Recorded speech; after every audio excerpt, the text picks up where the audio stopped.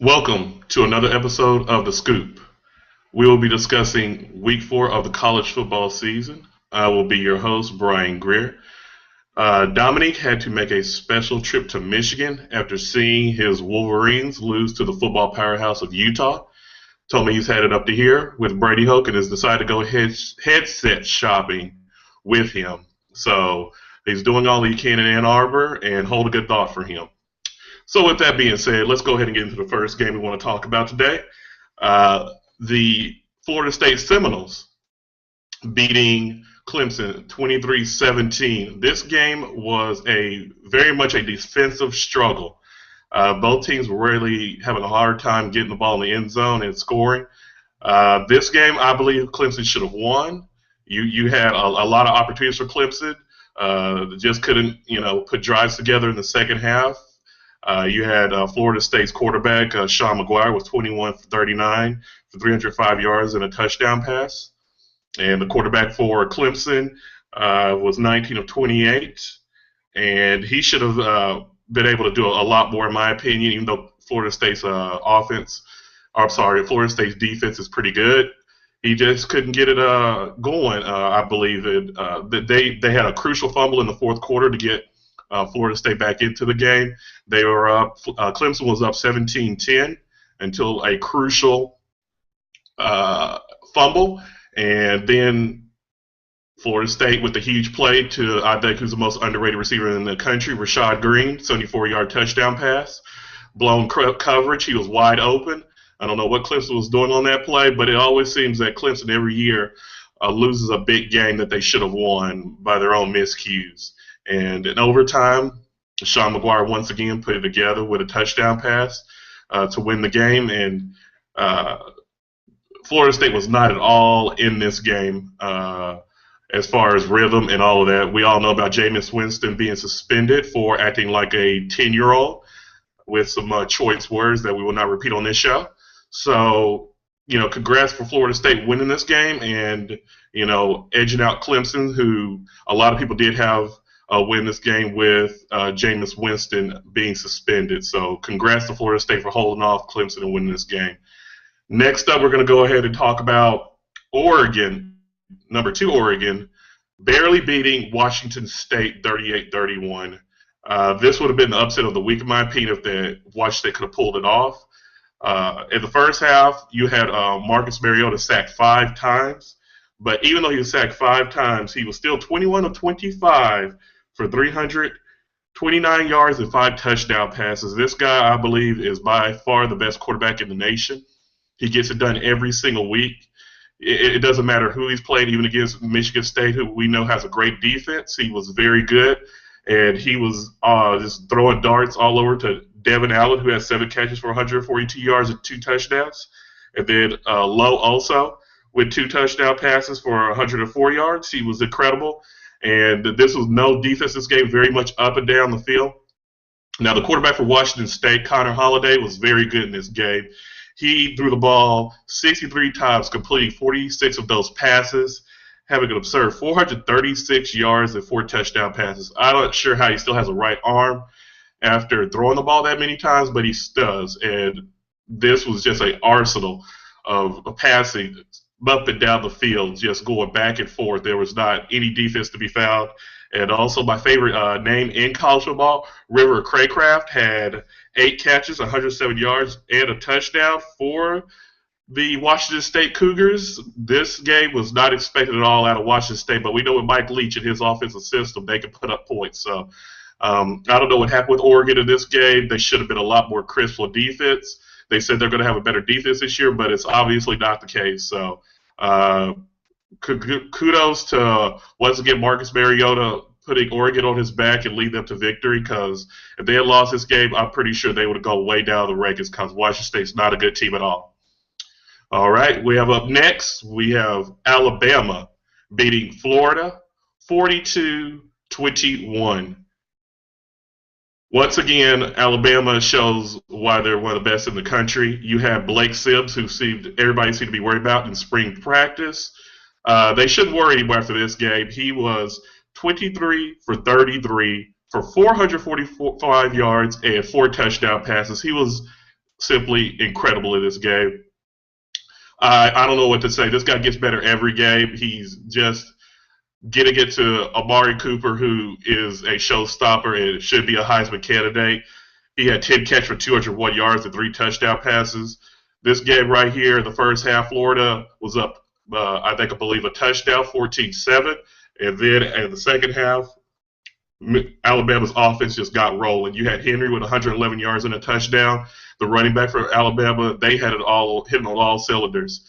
They were shaky in the first half a little bit. Sims was not, but their defense was. They were fumbling a little bit, and once Alabama got it going, there was just nothing that Florida could do.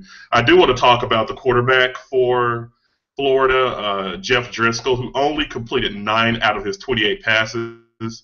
I don't see how a school like Florida could actually have a quarterback that cannot complete more than 9 passes. And it was a miserable 93 yards and a touchdown that he did get, but that's embarrassing. He did run for 59 yards, but that's unacceptable at Florida because they were in this game early in the third quarter when it was 21-21. I thought that a school like Florida should be a lot more competitive, and their offense is just very inept. Will Muschamp, I don't know what he's doing down there because the people at Florida expect a lot more. And once Alabama got rolling in the fourth quarter, it was all over, and there was nothing that Florida could do about it.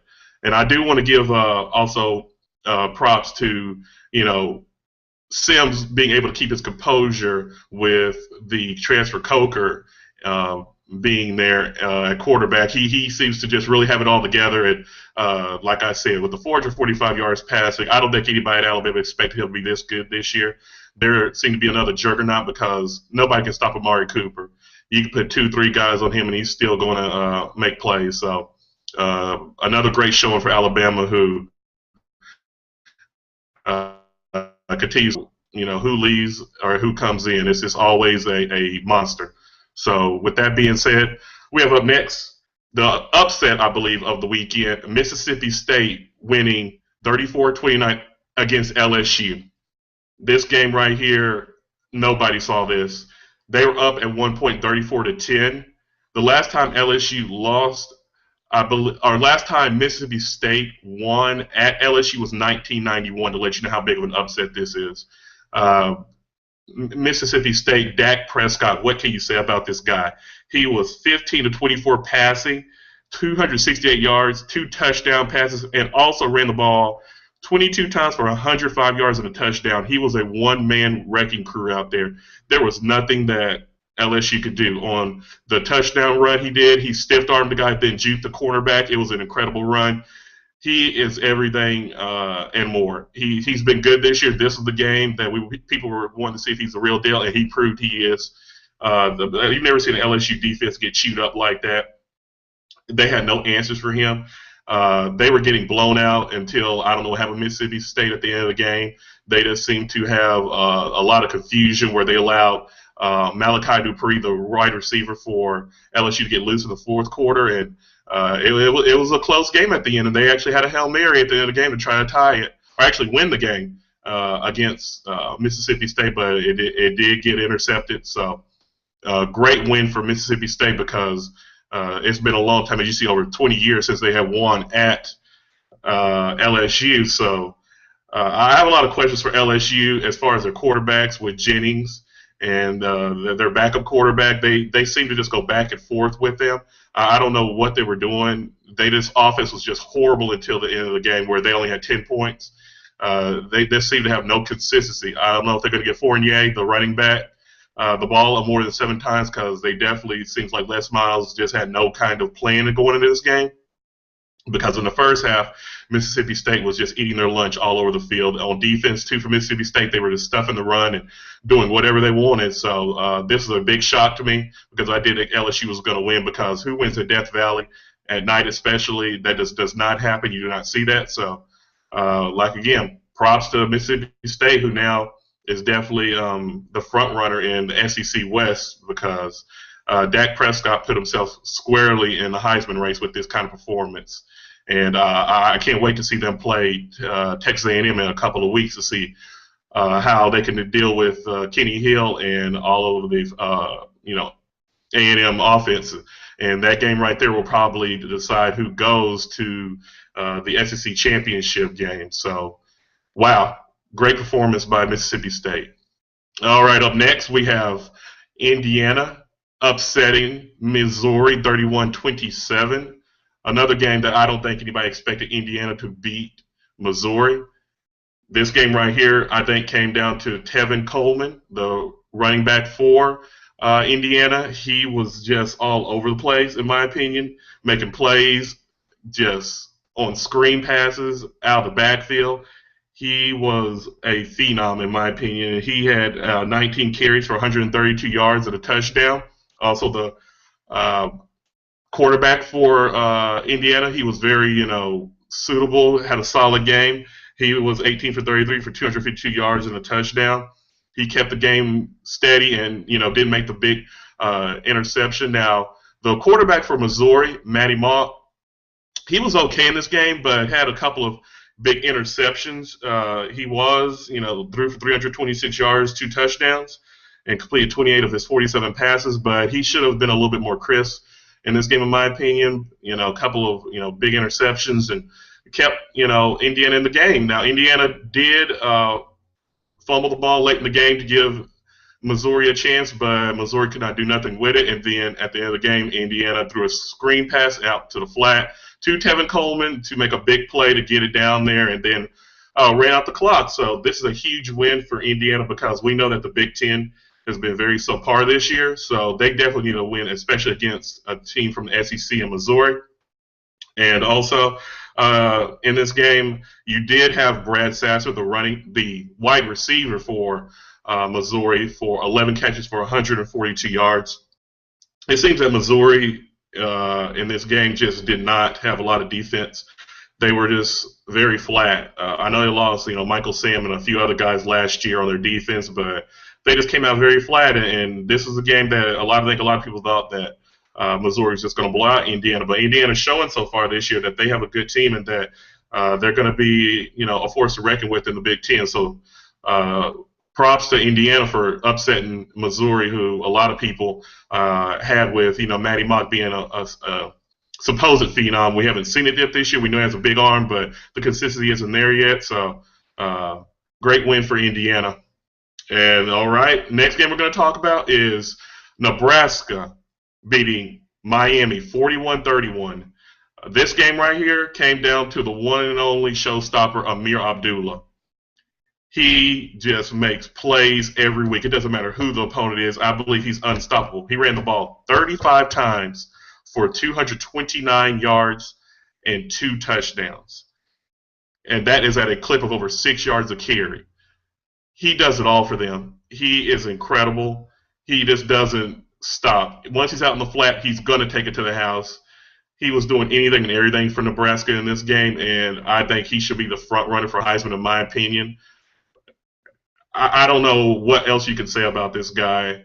Any play that you need to be made on the field, he is going to be able to do it, and that alleviates the pressure for Tommy Armstrong, who only had to throw the ball 13 times and complete it for 113 yards and 2 touchdown passes. But when you only have to complete 9 passes, that lets you know that their running back is really a phenom.